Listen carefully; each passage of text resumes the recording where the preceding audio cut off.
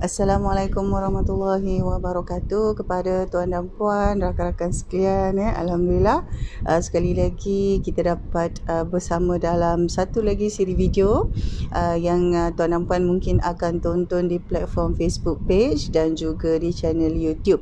Jadi hari ini saya bawakan satu perbincangan. Sekali lagi, perbincangan hari ini sedikit berbentuk teknikal tuan dan puan, kerana saya mengemukakan satu perbincangan tentang mengapa pemilihan untuk kita buka syarikat PLT, iaitu dengan tujuan berpartner ini sesuai untuk anak-anak muda. Dan biasanya tidaklah semua anak muda ini tidak ada modal, atau orang kata tak ada modal duit yang nak dibawa masuk sebagai partner. Tetapi majoriti, kebanyakannya apabila kita muda, kita baru dalam perniagaan, mungkin duit yang ada itu pun sangat sedikit. Duit yang kita ada itu mungkin sedikit, tetapi kita nak menjalankan bisnes secara berpartner. Dan apabila kita kata kita bercakap tentang partnership, apabila kita form company, bila kita buka syarikat, mestilah ada modal yang kita bawa masuk. Jadi untuk tujuan itu tuan dan puan, ini perbincangan ini adalah merujuk kepada penggunaan syarikat PLT, bagaimana kita memilih syarikat PLT, terutama apabila kita berpartner. Dalam keadaan kita berpartner dengan salah seorang partner itu, terutamanya anak muda yang tidak mempunyai cukup modal, atau dalam keadaan tertentu tidak mempunyai modal tunai langsung, maksudnya dia tak ada duit langsung untuk dibawa masuk sebagai modal, tetapi duit dia tu adalah untuk kehidupan dia, untuk pergerakan dia, untuk apa-apa keperluan hidup dia ada, tetapi duit untuk dibawa menjadikan modal sebagai pemegang saham dalam syarikat tu dia tak ada. Jadi bentuk partnership macam ini sekiranya ia berlaku adalah disarankan, bukanlah semestinya, tetapi adalah disarankan untuk menggunakan model partnership dalam syarikat PLT. Dalam syarikat PLT. Jadi apakah perkara-perkara, atau apakah faktor-faktor, ataupun apakah keadaan yang menyebabkan saranan ini dikemukakan? Mengapa kita sarankan supaya apabila partnership dengan salah seorang partner itu, terutamanya anak muda yang tak ada modal itu, kenapa kita sarankan PLT?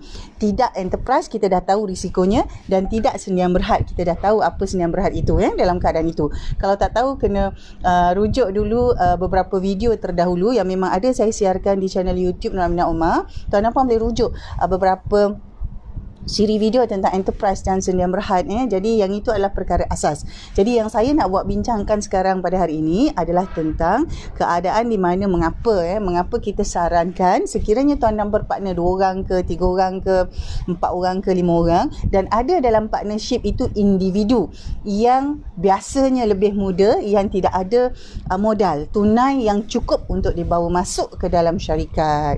Mengapa kita kata kita pilih PLT? Itu perbincangannya tuan dan puan. Baik, saya terus pergi kepada beberapa perkara penting tentang PLT tuan dan puan. Yang pertama sekali, PLT ni memang untuk tujuannya partnership, kerana nak buka syarikat mesti 2. Kalau enterprise boleh 1, kalau senyam berhad pun boleh 1, tetapi PLT mesti 2. Dan kebanyakannya PLT ini sebenarnya lebih sesuai untuk bisnes berbentuk servis. Tetapi tak salah kalau katalah kita buat trading, kita jual barang, kita buka syarikat PLT, tak ada masalah, boleh. Tetapi orang kata lebih sesuai PLT ini kita gunakan untuk bisnes yang berbentuk servis, professional services. Tapi kalau tuan dan puan buat bisnes lain, nak gunakan PLT pun boleh, tak ada masalah. Tetapi kalau kita kata kesesuaiannya itu adalah lebih kepada pengurusan bisnes servis. Alright, itu yang kedua. Dan yang ketiga tuan dan puan, kita dah tahu ciri-ciri PLT ini, dia adalah separa enterprise dan separa senyam berhad. Dan kos pengurusannya itu lebih rendah dari segi nak membuka syarikat PLT itu, dan pengurusan tahunannya, kerana syarikat PLT tidak memerlukan kita untuk audit account. Kita perlu buat submission macam senyam berhad, kita buat submission, kita buat annual declaration, semua kita buat, tetapi account kita itu cukup hanya dengan disahkan oleh seorang accountant bertauliah sahaja. Maksudnya ada accountant bertauliah, dia semak, dia tengok betul susunannya ni apa semua betul, okey, tak perlu diaudit. Itu PLT. Alright? Okey. Jadi salah satu lagi ciri-ciri PLT ini yang menjadikan dia lebih fleksibel tuan dan puan adalah apabila PLT ini dia govern dia memang ada akta PLT, tetapi apa-apa perincian partnership perkongsian itu kita boleh gunakan dengan perjanjian. Kalau Sendi Berhad, dia dah tak boleh dah. Kalau Sendi Berhad katalah saya pegang 10%, saya mesti ada bukti menunjukkan modal yang saya bawa masuk itu bernilai 10%. Kalau Sendi Berhad yang Sendi Berhad tu nanti tuan dan puan boleh rujuk company secretary. Dia dah tak ada dah konsep authorized capital, tak ada dah, tak boleh dalam syarikat Sendi Berhad. Maksudnya authorized kepada saya tapi saya tak bayar duit modal lagi, dah tak boleh. Konsep macam itu tak boleh lagi untuk Sendi Berhad, dah tak boleh. Tetapi kalau dalam PLT kita boleh gunakan perjanjian, bermakna saya bagi contoh bermakna kalau saya berpartner 2 orang, kita dah berjanji untuk masukkan 100,000. Partner A 50,000, partner B 50,000. Tapi partner A ada 50,000, partner B cuma ada 10,000. Contoh, bermaksud partner B bila buka syarikat dia hanya boleh letak 10,000 sahaja. Tapi partner A boleh letak 50,000 sebab dia ada duit. Janjinya total 100,000, 2 orang kena bawa 50-50. Itu janjinya. Tetapi sebenarnya tak boleh, jangan bawa 50-50. Okey, saya bagi contoh lain seorang bawa 30,000, seorang bawa 30,000, seorang lagi bawa 70,000 contoh. Yang 70,000 ni partner A dia ada duit, so dia letak, dia bawa masuk 70,000. Tapi partner B sepatutnya bawa 30,000, dia ada 10,000 sahaja. Jadi bermakna ada 20,000 lagi hutang. Hutang modal tu tadi, modal yang sepatutnya dibawa masuk. Jadi kita boleh masukkan terma-terma ini dalam perjanjian. Contoh antara termanya adalah partner B apabila dia hanya memasukkan RM10,000 sahaja, pegangan sahamnya adalah 10% sahaja, sehinggalah dia membayar baki RM20,000, maka saham 20% lagi itu akan dizahirkan sebagai dia punya. Selagi dia tak bayar, saham itu mungkin akan diletakkan di bawah nama partner A. Kita boleh buat macam itu dalam perjanjian. Itu yang dinamakan sebagai satu flexibility dalam PLT yang boleh kita letakkan dalam perjanjian. Jadi perjanjian itu adalah satu perkara yang valid. Kita boleh guna. Kalau dalam akta syarikat Sendi Berhad dah tak boleh sebab dia dah tak ada konsep authorized capital. Yang itu tuan dan puan rujuk company secretary. Saya tak nak terangkan dalam video ni. Rujuk company secretary kenapa apa yang saya cakap ni tak boleh lagi valid dalam Sendi Berhad tetapi dalam PLT boleh. Itu satu senario. Senario satu lagi adalah katalah kita ada 2 orang partner tadi. Seorang bawa 70,000, seorang bawa 30,000. Tetapi kita nak bawa masuk seorang lagi partner C. Tapi partner C langsung tak ada duit. Cuma partner C ni sangat bagus. Sangat bagus kerana dia boleh bekerja, dia boleh menguruskan bisnes kita tu secara sepenuhnya. Maksudnya dia boleh jaga bahagian operasi tetapi dia tak ada duit. Dan kita nak dia tak lari. Kita nak partner C ni masuk sebagai partner supaya dia betul-betul sama-sama dengan kita kembangkan bisnes kita. Kita tak nak dia kerja sebab kalau dia kerja dia boleh resign. Kita tak nak dia resign. Kita nak dia jadi partner kita. Sebab kita tahu dia bagus. Contoh Jadi kita nak buat partner C. Jadi partner A, partner B pun berbincang dengan partner C. Partner C kata saya tak ada duit. Saya boleh kerja, boleh bayar gaji saya macam sekarang tapi saya tak ada duit. Itu partner C cakap. Apa yang boleh dilakukan adalah dengan menawarkan kepada partner C, dengan menawarkan partner C ini pegangan saham dengan nilai amount tertentu yang dinilaikan dengan jumlah kerja dia tu. Contoh kita nak partner C masuk dengan nilai 10,000. Maksudnya dia pegang 10%. Contoh partner C ni tadi. Tapi dia tak duit, tapi dia bagus. Dia boleh jaga operasi, dia memang bagus dan dia sangat loyal dan kita tak nak dia resign sebab kalau kerja boleh resign. Kalau jadi partner ni lain dia dah jadi owner. Part of the owner. Kita nak dia jadi owner. Jadi kita nak buat partner C. Jadi kita buat perjanjian. Contoh, mungkin sekarang gaji dia 5,000. Jadi kita kata, boleh tak kalau kita buat perjanjian di mana gaji you tiap-tiap bulan itu RM1,000 dikontributkan balik kepada syarikat dan dijadikan pembayaran modal saham you yang bernilai RM10,000. Kita cakap dengan partner C. Partner C pun fikir-fikir, saya kata bolehlah. Jadi kita boleh masukkan dalam syarat di mana partner C mestilah bekerja dengan kita dengan gaji RM5,000 tu contohnya. Dengan gaji RM5,000 dengan KPI tertentu. Maksudnya dia kena capai KPI. Kita tahu dia bagus, dia boleh capai KPI, tapi kita nak dia bersungguh-sungguh dapatkan hak dia tu sebagai pemegang saham 10% tadi. Jadi kita pun buat perjanjian dengan dia, dia pegang 10% dengan nilai RM10,000 dengan pembayaran semula daripada gaji. Maksudnya kita bayar gaji dia RM5,000 dan tiap-tiap bulan dia bayar balik RM1,000 kepada syarikat sebagai sebagai duit modal tadi tu. Jadi dimasukkan. Jadi dalam perjanjian tu kita sebut bahawa 1,000 itu adalah pembayaran dia sehinggalah 10 bulan. Masuk bulan ke-10 dan KPI semua capai, barulah sahamnya dizahirkan. Barulah nama dia tu kita masukkan dalam syarikat. Kita boleh buat macam tu dengan syarikat PLT. Jadi ada perjanjiannya, ada surat, kita boleh buat macam tu. Dan dalam surat dan perjanjian itu juga kita dah letakkan, katalah contoh 5 bulan dia contribute 5,000 sahaja, kemudian dia resign, dia tak tahan lah. Jadi owner ni rupanya banyak lagi tanggungjawab lain. Saya nak kerja je contoh kan. Jadi kena ada terma kalau itu berlaku macam mana. Kalau dia tak jadilah jadi partner.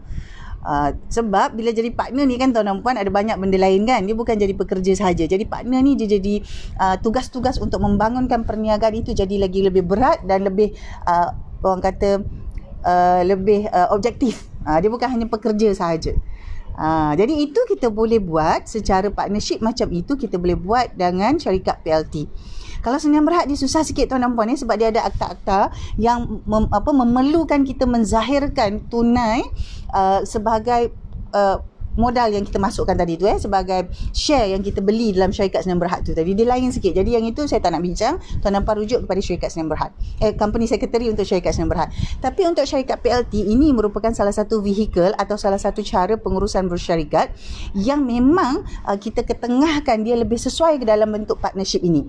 Jadi katalah dalam tempoh 10 bulan, contoh partner C tadi kan, dah dia jadi partner, dia rasa tak sesuai lah, susah lah, caranya susah lah, tak boleh. Kalau bekerja hari tu aku boleh fokus, dia jadi partner susah lah.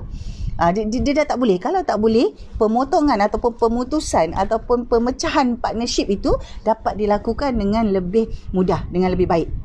Dia taklah mudah, susah lah juga tapi lebih baik. Lebih baik sebab dia dalam syarikat PLT. Kalau syarikat Sdn Bhd dia dah macam-macam tuan-tuan puan, nak valuekan balik saham lah, nak gitu, nak gini, nak kena company secretary lah, apa semua-semua. Dia ada banyak lagi proses-proses pematuhan yang lebih ketat. Kalau dalam PLT, kita masih ada lagi flexibility apabila kita ada compliance officer Tadi salah seorang daripada partner tadi mesti jadi satu compliance officer lah, mesti ada seorang yang jadi compliance officer untuk uruskan yang ini.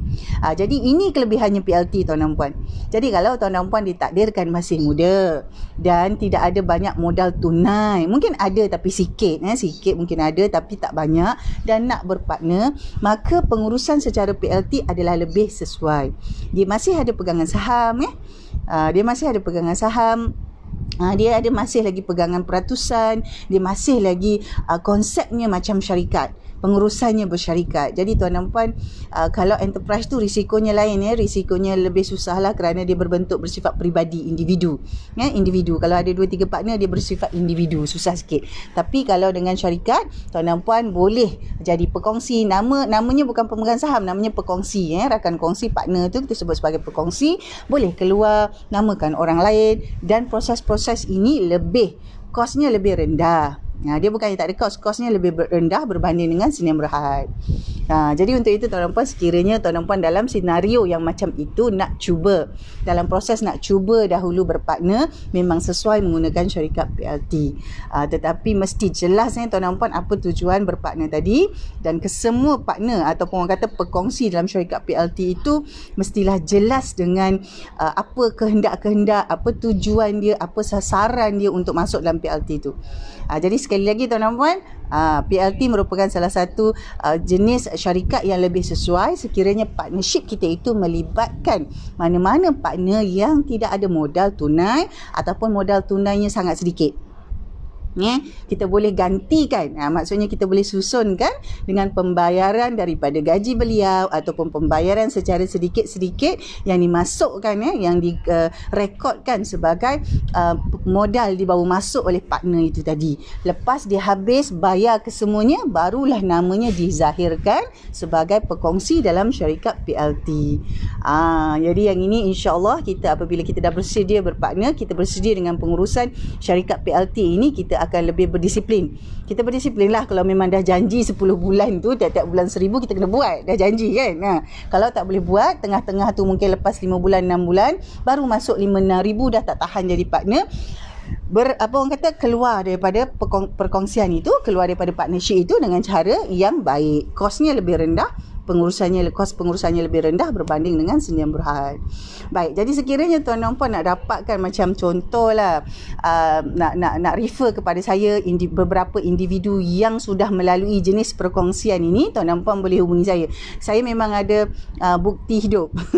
Memang ada individu-individu yang saya kenali telah melalui proses ini dan prosesnya berjalan dengan baik. Cuma sama ada sekarang dia dah jual ke saham dia tu kan, dia dah jual ke apa saya tak pastilah. Tetapi sepanjang tempoh engagement itu saya memang melalui sendiri dan perkongsian itu memang berlaku dengan baik. Diuruskan dengan baik sebab adalah faktor-faktornya. Jadi kalau betul-betul nak bercakap dengan live dengan bukti hidup dengan individu yang dengan bukti hidup, tuan dan puan hubungi saya boleh connect dengan beliau kerana beliau merupakan salah seorang yang diberikan terma dia ada terma sampai tak silap saya 5 tahun. Terma dia mesti bekerja 5 tahun. Nanti saya semak 3 ke 5 tahun dia kena bekerja dalam syarikat tu 3 hingga 5 tahun tanpa ada potongan gaji.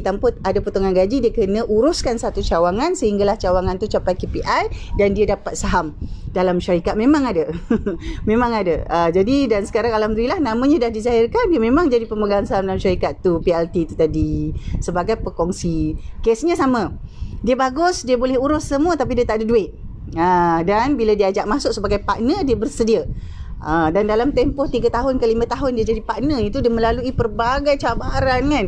Jadi dia bertahan dan selepas tempoh perjanjian itu memang namanya dizahirkan. Tak salah saya 3 tahun dia kena manage. The person need to manage one outlet, a profitable outlet with a very strict KPI. The KPI was maintained every monthly. After 3 years, she's being announced as the partner, as an official partner. Ada macam tu, kita boleh buat. Itu boleh buat dengan syarikat PLT, tuan dan puan. Baik, untuk itu terima kasih tuan dan puan yang bersama dalam video ini. Jadi saya pun tak boleh nak ambil masa banyak kali ini. Jadi video ini membincangkan tentang mengapa PLT lebih sesuai untuk partnership bersama individu atau anak muda terutamanya yang ada modal tunai sedikit atau mungkin tak ada langsung. Untuk dibawa masuk sebagai modal dalam syarikat, ia adalah sesuai. Jadi tuan dan puan boleh rewind, boleh tonton semula rebroadcast video ini untuk mendapatkan maklumat daripada perbincangan dari awal tadi. Jadi untuk itu tuan dan puan, kita jumpa lagi insya-Allah dalam video akan datang. Semoga hari ini akan menjadi hari yang lebih baik dan produktif dalam apa yang kita lakukan. Assalamualaikum, kita jumpa lagi.